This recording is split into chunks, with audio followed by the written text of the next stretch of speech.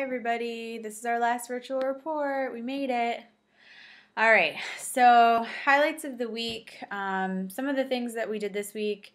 I ran my girls groups. I actually was able to participate, observing and participating in running the boys groups this week because they changed to a different day. Usually I'm not a part of that at all, so that was nice. I also went to FAPT, which is the Family Assessment and Planning Team, and we brought 2 cases to them.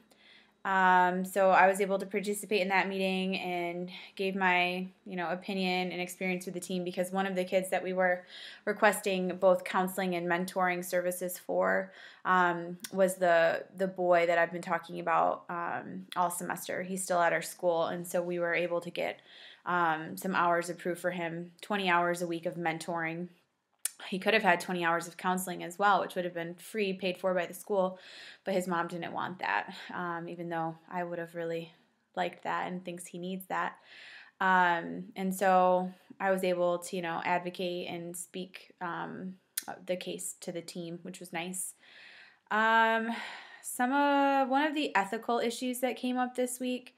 There are actually 2 things. One was part of my supervision meeting, so I'm going to talk about that in just a second. The other ethical issue was that we actually had one of the members in our girls group break confidentiality, and so we decided to remove her from the group. She denied that she actually broke confidentiality, but basically the situation was we just allowed this girl into our girls group.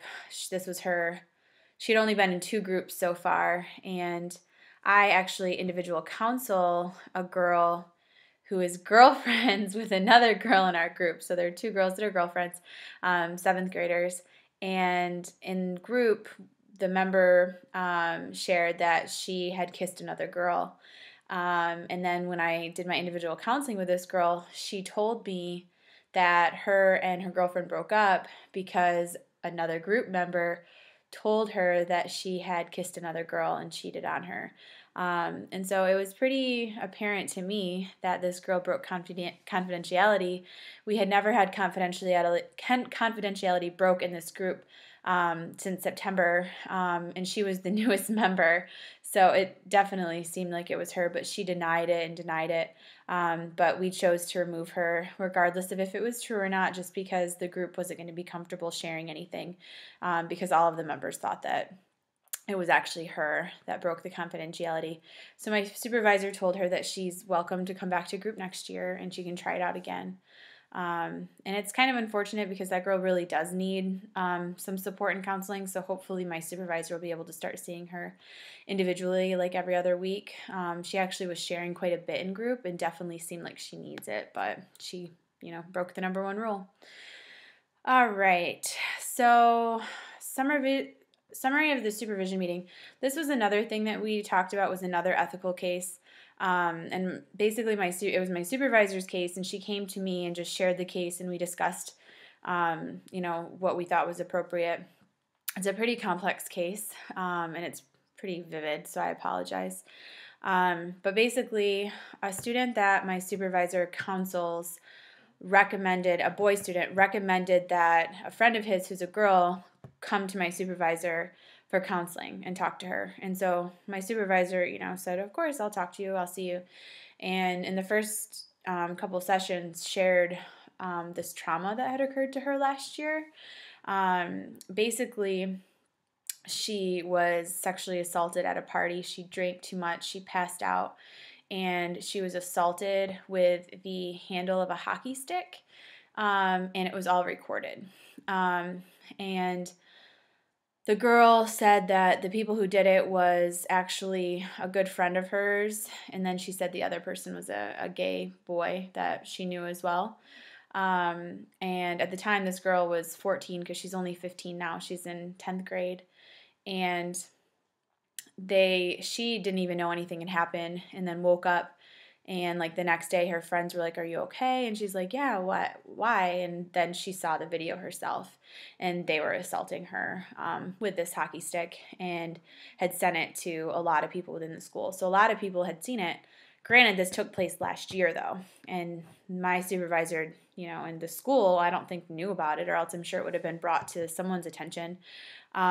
So my supervisor said she talked to her about whether or not she talked to her parents about it, if she pressed charges. She didn't press charges. She didn't want to press charges, but she said she did tell her parents.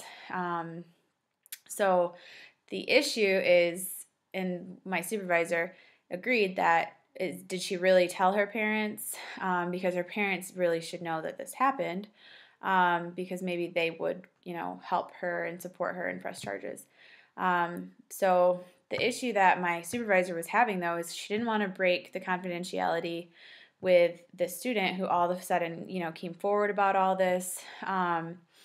And because it happened last year, she just felt that it kind of, it wasn't like a pertinent issue. It didn't just happen.